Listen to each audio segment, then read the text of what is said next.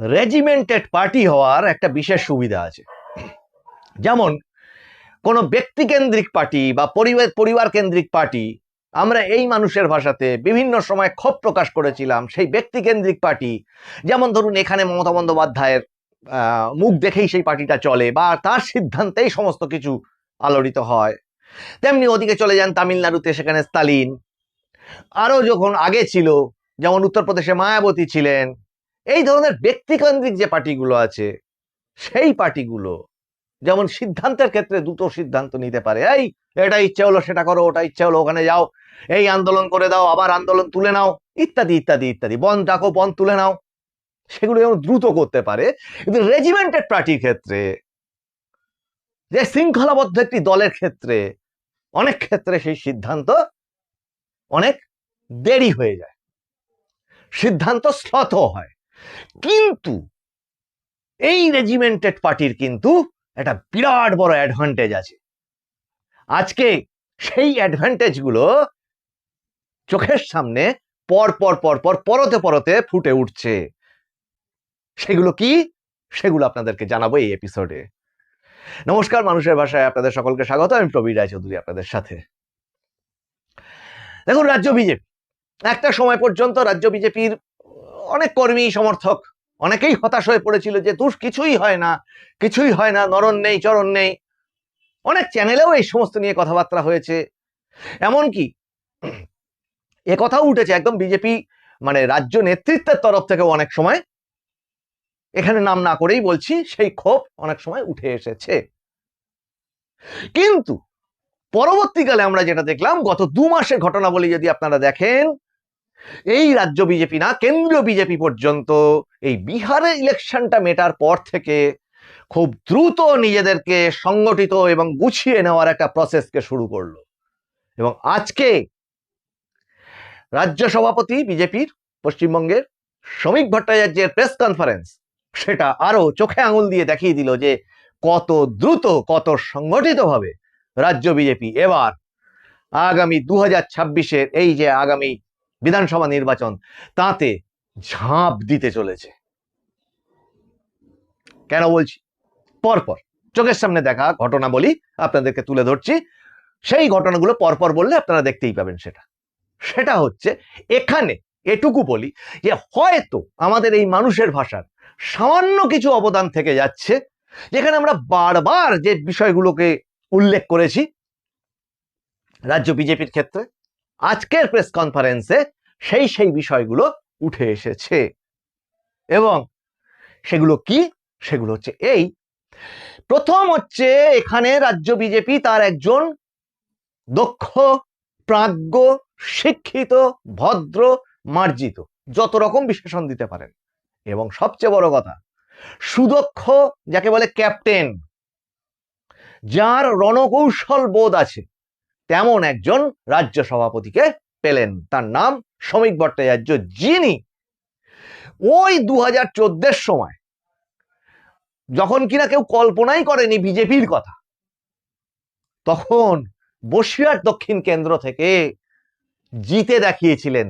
যে বসিরহাট দক্ষিণ কেন্দ্রকে এক প্রকার বিজেপির ক্ষেত্রে, যেহেতু সংখ্যালঘু অধ্যুষিত কেন্দ্র হিসেবে ধরা হয় অনেকটা অংশে, সেখান থেকে তিনি জিতে দেখিয়েছিলেন যে ইয়েস, জেতা যায়। এবং তিনি রাজ্য বিধানসভায় অল্প সময়ের জন্য হলেও উপনির্বাচনে তিনি জিতেছিলেন। সেখানে বসিরহাট দক্ষিণে সিপিআইএম এর নারায়ণ চন্দ্র মুখার্জি তিনি গত হওয়াতে, তার প্রয়াণ হওয়াতে সিটটা খালি হয়, এবং সেখানে তিনি দীপেন্দু বিশ্বাসকে পরাজিত করে, টিএমসির দীপেন্দু বিশ্বাসকে পরাজিত করে প্রথম এমএলএ হিসেবে রাজ্য বিধানসভায় প্রবেশ করেন। সেই শ্রমিক ভট্টাচার্য রাজ্য বিজেপির সভাপতি হলেন, এবং হওয়ার পরেই আমরা যেটা দেখতে পেলাম, তিনি একেবারে রাজ্যের যে সংগঠন, একদম রাজ্য কমিটি থেকে বুথ কমিটি পর্যন্ত, যেগুলো মন্ডল কমিটি, শক্তি কেন্দ্র, যা যা কিছু আছে, সেগুলোকে আগে গুছিয়ে নেওয়ার কাজে মন দিলেন। এবং ইতিমধ্যে সেই সঙ্গে সঙ্গে মানে সেন্ট্রাল বিজেপি, সর্বভারতীয় বিজেপির কি পাওয়া গেল? একজন নতুন সভাপতি পাওয়া গেল, নবীন সভাপতি পাওয়া গেল, যার নামটাও নিতিন নবীন। মাত্র ৪৫ বছর বয়সের, অত্যন্ত দক্ষ, এআই প্রযুক্তিতে তার অঢেল জ্ঞান এবং সংগঠনের অত্যন্ত রণকৌশলী, এবং খুবই আশ্চর্যের যে বহু নাম থাকা সত্ত্বেও অনেক অনেক প্রাজ্ঞ নেতাও, অনেক প্রাজ্ঞ বুদ্ধিজীবীও এবং ভট কুশলীও কল্পনাও করেননি যে ইনি সর্বভারতীয় বিজেপির সভাপতি হতে পারেন, এবং যেখানে যাকে নরেন্দ্র মোদী আমার বস বলে মেনে নেন। তার কারণ ওটা একটা বার্তা, ওটা একটা বার্তা দলীয় সংগঠনের শৃঙ্খলাকে বজায় রাখার জন্য, যে মোদী তিনি নিজে বলেছেন আমি কেন্দ্র সরকারের প্রধান হতে পারি, প্রধানমন্ত্রী হতে পারি, সেখানে আমি প্রধান, কিন্তু পার্টির ক্ষেত্রে ইনি আমার প্রধান। কেন না, পার্টির সকলকে তার ওপরের যে নেতৃত্ব তাকে মেনে চলতে হবে, এই বার্তাটা গোটা ভারতবর্ষে নরেন্দ্র মোদী সেদিনকে দিয়ে দিয়েছিলেন। তৎপরবর্তীতে কি দেখতে পেলাম, এই নিতিন নবীন প্রথম সভাপতি হওয়ার পরে প্রথম ভিজিট করলেন কোন রাজ্যে, যদি সেটা হলো পশ্চিমবঙ্গ। তিনি দুর্গাপুর, আসানসোল এই জায়গাগুলোতে ভিজিট করলেন এবং কর্মী বৈঠক করলেন। এবং সেই কর্মী বৈঠকে আমি এই এপিসোডগুলোর মধ্যে একবার উল্লেখ করেছিলাম যে সেই কর্মী বৈঠকে একটা গুরুত্বপূর্ণ ঘটনা ঘটলো। সেটা হচ্ছে তিনি ডিজিটাল ওয়ারিয়ার, মানে সোশ্যাল মিডিয়ার যে ক্যাম্পেইন, সেইটাকে তিনি লঞ্চ করলেন সেখানে, ওই স্টেজ থেকে। আর এই এপিসোডগুলোতে আমরা বারবার বলে গেছি যে কেন্দ্রীয় প্রকল্প আমাদের এখানকার মানুষের কাছে পৌঁছচ্ছে না। এইটাতে রাজ্যের বিরোধী দলের বেশি করে মন দেওয়া উচিত। এ তফাৎটা মানুষের কাছে বোঝাতে হবে, এই প্রকল্প এখানে চলছে না, ওই দেখো ওই রাজ্যে চলছে, এই প্রকল্প এখানে বন্ধ, ওই দেখো ওই রাজ্যে এই মহিলারা এই প্রকল্প থেকে এই সুবিধা পাচ্ছে। এটা স্পষ্টভাবে বোঝাতে হবে, এবং সেই বোঝানোর ক্ষেত্রে অগ্রণী ভূমিকা নিতে পারে যে একটি নেটওয়ার্ক বলা যায়, সেটার নাম হচ্ছে কমন সার্ভিস সেন্টার বা সিএসসি, এবং তার প্রশিক্ষণপ্রাপ্ত অভিজ্ঞ ভিএলই বা ভিলেজ লেভেল এন্টারপ্রেনাররা সারা রাজ্য জুড়ে প্রায় 40 থেকে 45,000 এই সিএসসি সেন্টার আছে। তার সাথে যদি যোগ দেন ব্যাংক মিত্রা, যে সমস্ত সিএসপি গুলো আছে, কাস্টমার সার্ভিস পয়েন্ট ব্যাংকের, সেগুলো এর সাথে যদি তথ্য প্রযুক্তির সঙ্গে জড়িত আরো বিভিন্ন মানুষজন এর সাথে জড়িত হয়, যারা কিনা এই সিএসসি সেন্টারের এই কর্মীরা কেন্দ্রীয় সরকারে তাদের যে আইডি নিয়ে কাজ করেন, অতীতে আধার থেকে শুরু করে বিভিন্ন কাজ তারা করেছেন, ইভিপি এই ভোটার তালিকা সংশোধনের মাঝখানে একটা কাজ, সেগুলো যারা করেছেন, এবং দৈনন্দিন জীবনে টাকা তোলা, টাকা জমা দেওয়া, কেওয়াইসি পূরণ করা, এইগুলো যারা করছেন, এরা সারা দিন কেন্দ্রীয় সরকারের প্রজেক্টগুলো নিয়েই মানুষের সাথে কাজ করছেন। তাহলে এরাই কিন্তু বোঝাতে পারেন যে লক্ষ্মীর ভান্ডার এখানে 1,000, আজকে না হয় 1,500 হলো, ওখানে দেখো অলরেডি সেটা 3,000, ওই দেখো অন্নপূর্ণা যোজনা, ওই দেখো লাডলি বেহেন যোজনা, এই দেখো এখানে কিন্তু তোমাদের এই ইলেকট্রিক বিল এত লাগছে, কিন্তু ওখানে দেখো ওই রাজ্যে প্রধানমন্ত্রী সৌরঘর যোজনা চালু হয়ে গেছে, যেখানে ইলেকট্রিক বিল প্রায়, মানে যেখানে তোমার কস্ট প্রায় 0 এবং তোমার ইলেকট্রিক বিল প্রায় কোথায় গিয়ে কমে যাচ্ছে, প্রায় থাকছেই না। তাহলে এই প্রধানমন্ত্রী সৌরঘর যোজনা আপনারা পাচ্ছেন না, আয়ুষ্মান ভারত তো পাচ্ছেই না। তার কারণ আয়ুষ্মান ভারত এই রাজ্যে করতে দেননি মুখ্যমন্ত্রী।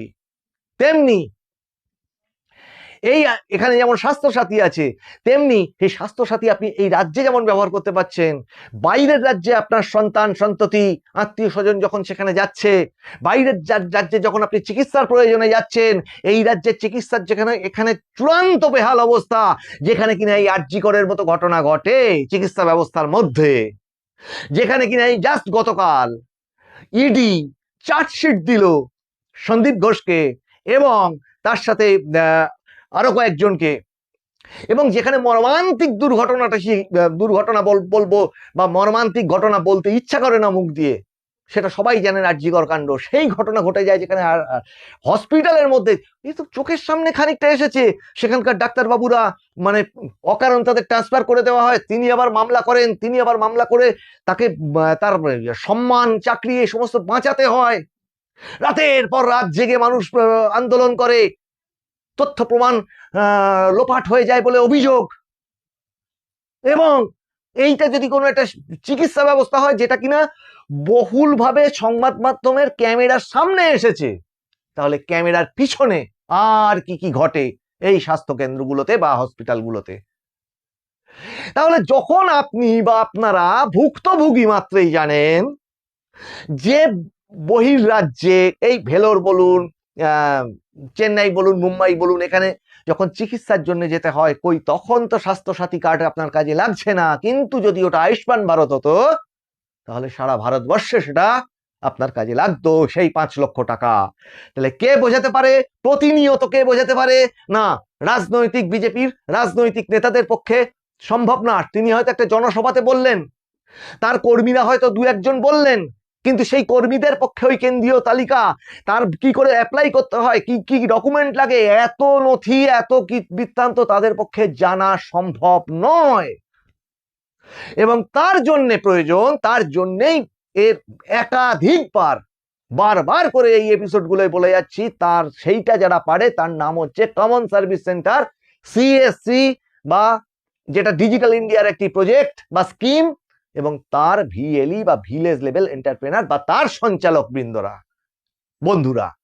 এবং সেটাকে 2019 সালে, 19 সাল পর্যন্ত খুব একটা অসুবিধা হয়নি, কিন্তু 2019 সালে যেই বিজেপি একটু বেশি আসন পেয়ে গেল, এবং এটা অসমর্থিত সূত্রের খবর, এটা যেটা ভিএলই মাত্রই, সিএসসি মাত্রই অনেকেই জানেন, যে আইপ্যাক তখন রাজ্যে সক্রিয়ভাবে যখন কাজ করছে তৃণমূল কংগ্রেসের হয়ে, তাদের নাকি রিপোর্ট যায় যে এই সিএসসি সেন্টার থেকেই কিন্তু কেন্দ্রীয় প্রকল্পগুলো সাধারণ মানুষের কাছে বন্টিত হচ্ছে।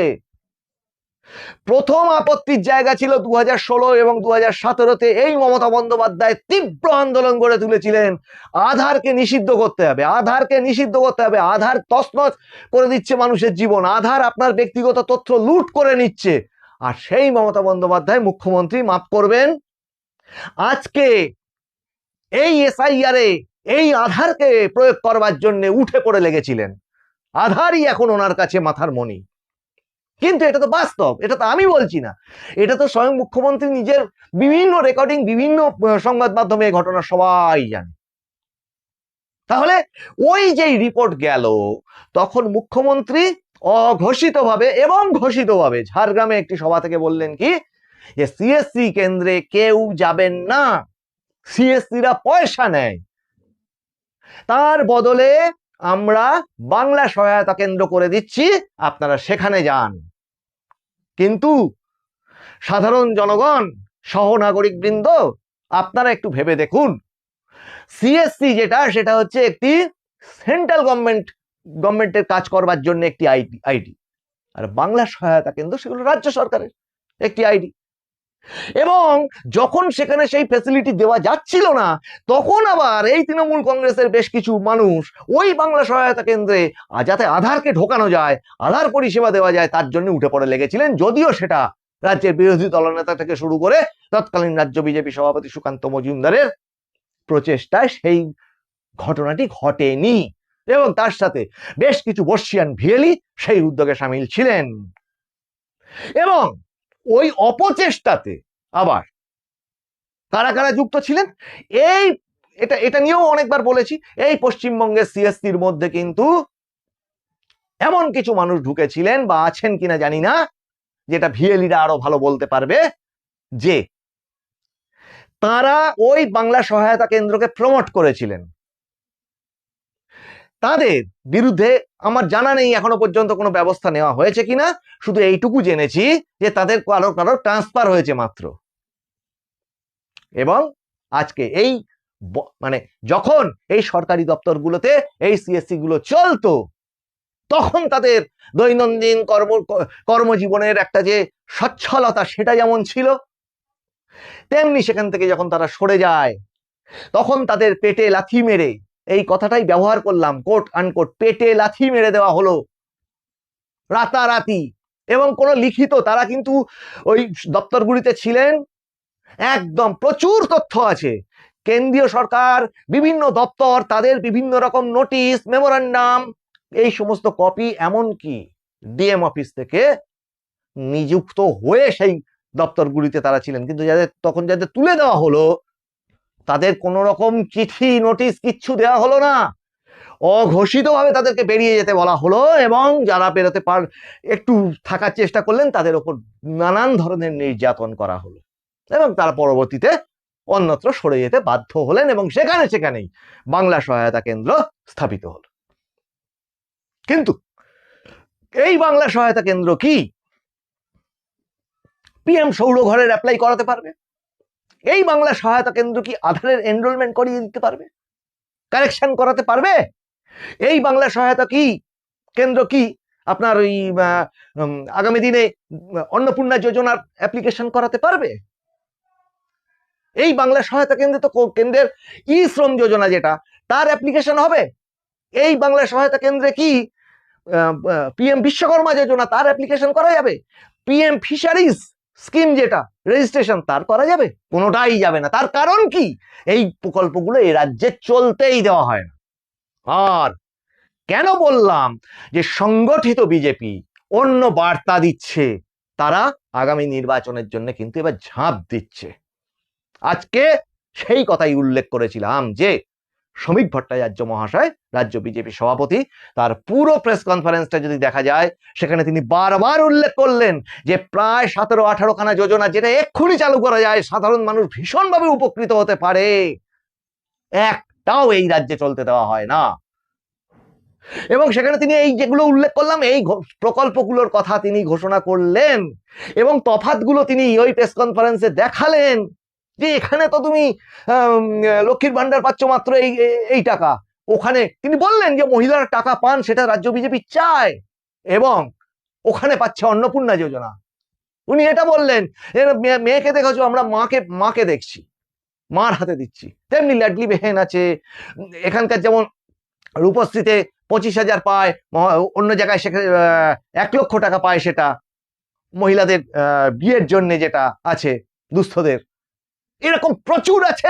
এবং সবচেয়ে বড় কথা যেটা, প্রধানমন্ত্রী যে স্কলারশিপ পোর্টাল, প্রধানমন্ত্রী যে মাইনরিটি স্কিম যেগুলো আছে, সেই মাইনরিটি স্কিমের উপকার কতটা এখানকার সংখ্যালঘুরা পান?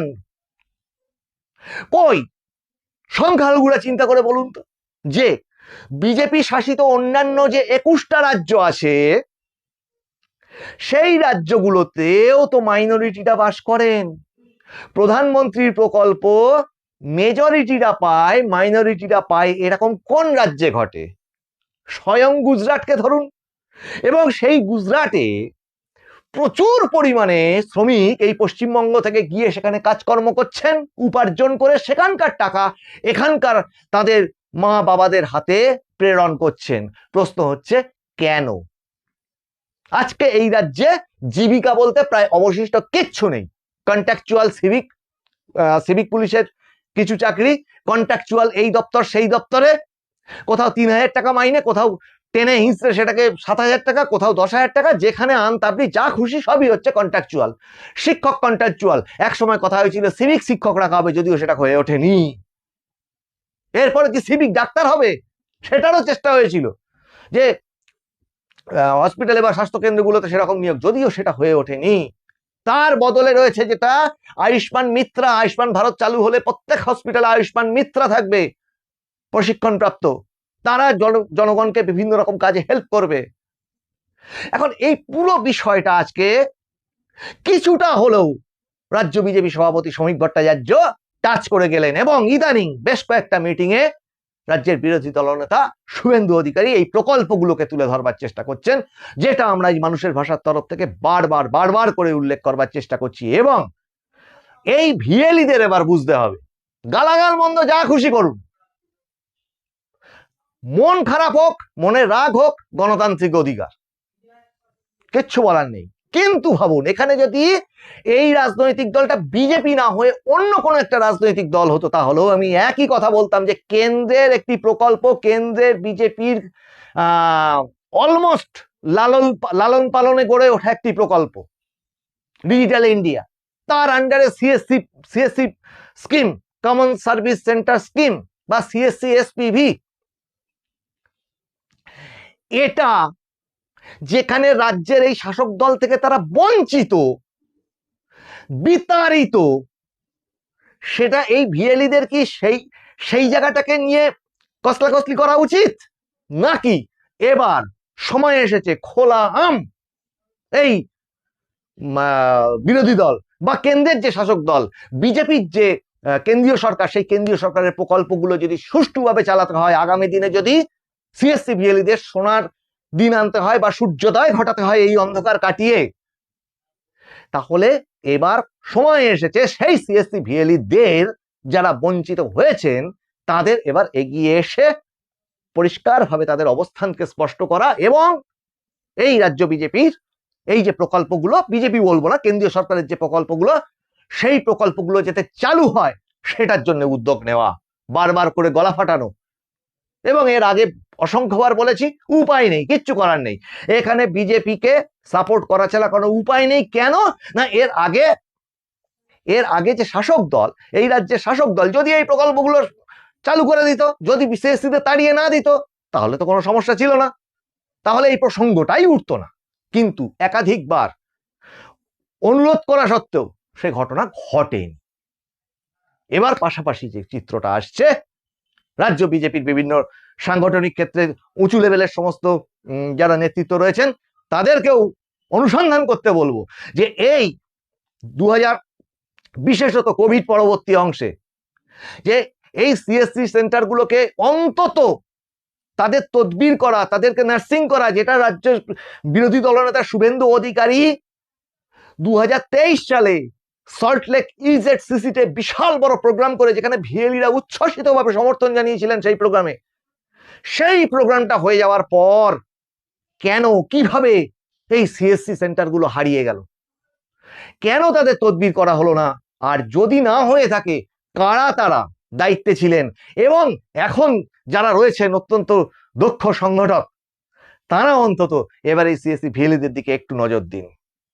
এবার সময় এসেছে, কারণ একবার সেটাকে যদি বার্তা পায় এই ভিএলিরা যারা বঞ্চিত, যাদের মেশিনগুলো পর্যন্ত বসে বসে নষ্ট হয়ে গেছে, স্ল্যাব, আইরিস, কম্পিউটার, ল্যাপটপ, কাজ নেই, তারা কি করবে, ফেলে রেখে রেখে নষ্ট হয়ে গেছে, লক্ষ লক্ষ টাকার ক্ষতি হয়েছে তাদের, সামাজিক সম্মান চলে গেছে তাদের, উপার্জন তো ছেড়েই দিন, তারা বাধ্য হয়েছে বিভিন্ন ধরনের উপার্জনের রাস্তায় চলে যেতে। কিন্তু এইটুকু আশা রেখেছে একদিন না একদিন আমাদের এই অন্ধকার কেটে আমাদের সূর্য উদয় হবে, আর এই সূর্য উদয়ের বার্তা পাওয়া যাচ্ছে এই শ্রমিক ভট্টাচার্য মহাশয়ের আজকের প্রেস কনফারেন্স থেকে, যেখানে পুরো প্রেস কনফারেন্সটা জুড়ে থাকলো এই কেন্দ্রীয় প্রকল্পগুলো এবং আরো যে বিজেপি এবং সাংগঠনিক স্তরে ঝাঁপ দিতে চলেছে, জনসংযোগের স্তরে ঝাঁপ দিতে চলেছে। তার কারণ আজকে এই শ্রমিক ভট্টাচার্য মহাশয়ের হাত দিয়ে যে সংকল্প পত্র তৈরি হবে, সেই সংকল্প পত্রের জন্য তারা টোল ফ্রি নাম্বার ঘোষণা করলেন, ইমেল আইডি ঘোষণা করলেন, সেটা তারা, আমি তাদের দলীয় বিষয়ে এখানে নাম্বারগুলো তুলে অবশ্যই ধরবো না, তাদের ওয়েবসাইট থেকে সেগুলো দেখে নেবেন। এবং তারা ফোন নাম্বার যেমন দিলেন, ফোন করে সাজেশন করা, চিঠি লিখে জানানো এবং ড্রপ বক্সের ব্যবস্থা করলেন, এবং 10,000 মানুষের কাছে তারা পৌঁছে যাবেন, চিঠি দেবেন তাদের পরামর্শ দেওয়ার জন্য। আমার এখানে মানুষের ভাষার তরফ থেকে আপনাদের সমস্ত ভিএলি বন্ধুদের কাছে আবেদন যে এই সুযোগকে আপনারা কাজে লাগান, প্রত্যেকে ওই টোল ফ্রি নাম্বারে সিএসসি সেন্টারের যে অসুবিধাগুলো সেগুলো তুলে ধরুন, অন্তত চিঠি লেখার অপশনও রেখেছেন তারা, চিঠি লিখে জানান, তারা কিউআর কোড দিয়েছে, সেটা স্ক্যান করে আপনারা তথ্য প্রযুক্তি কর্মী নিশ্চয়ই সেটা পারবেন, সেটা জানান, বা মেল আইডি যেটা দিয়েছেন তারা রাজ্য বিজেপি, সেখানে জানান কিভাবে এই রাজ্য বিজেপির পাশে এই সিএসসি সেন্টারগুলো দাঁড়িয়ে এই সিএসসি সেন্টারগুলোর অভাব অভিযোগগুলোকে তুলে ধরতে পারে, যেটা তারা আরো ঊর্ধ্বতন জায়গায় জানিয়ে এই সিএসসি নামক এই যে পরিষেবা কেন্দ্রগুলো সারা বাংলাব্যাপী যদি আবার পরিস্ফুট হয়, সুন্দরভাবে চলতে থাকে, তাহলে সবার আগে উপকার হবে সাধারণ মানুষের। কারণ সিএসসির উদ্দেশ্যই ছিল 10টা 12টা দপ্তরে একটা মানুষকে কাগজ হাতে হাতে ছুটতে হয়, সেটা না হয়ে যাতে একটি সেন্টার থেকে একটি সেন্টারে একটি মানুষ গেলে সেখানে সে কেন্দ্রীয় সরকার, রাজ্য সরকারের সমস্ত ধরনের সার্ভিস যেন একটি দপ্তর থেকে পায়। তাহলে এই বিষয়টা সবাই মিলে করবার জিনিস, সবাই মিলে উদ্যোগ নিতে হবে। আর এখন কোনো কিছু বাদ বিচার না করে আশা করি পুরো পিছনের ইতিহাসটা আপনাদের কাছে সকলের স্পষ্ট, মতামত আপনাদের, সিদ্ধান্ত আপনাদের ব্যক্তিগত। আমি একটা পদ্ধতি বা থিওরির কথা আমার যেটুকু মনে হয়েছে সেটুকু আপনাদের জানালাম মাত্র। সকলকে মানুষের ভাষার প্রবীর রায়চৌধুরী আমি এতক্ষণ আপনাদের সঙ্গে ছিলাম। আপনাদের এপিসোডগুলো কেমন লাগছে জানাবেন। আর এই সিএসসি নিয়ে লাগাতার অতীতেও যেমন ছিলাম, আগামীতেও তাদের সুদিন আসা পর্যন্ত অবশ্যই থাকবো, এইভাবেই লড়ে যাব, এই প্রতিশ্রুতি আপনাদের দিচ্ছি বন্ধু। আমাদের অনলাইন যে সংবাদ মাধ্যম www.মানুষেরভাষা.com, এটাকে সবাই গুগলে ফলো করুন, তাতে দেশ বিদেশ রাজ্যের বিভিন্ন ধরনের খবর দেখতে পাবেন। এবং এই চ্যানেলকে আপনারা সাবস্ক্রাইব করুন, লাইক করুন, শেয়ার করুন, কমেন্ট করুন। আপনাদের কমেন্টগুলো নিয়ে আমরা পরবর্তীতে আবার এপিসোড তুলে ধরি। তাহলে সামনের এপিসোডে আপনাদের সঙ্গে আবার দেখা হচ্ছে। এই এপিসোড এই পর্যন্ত, নমস্কার।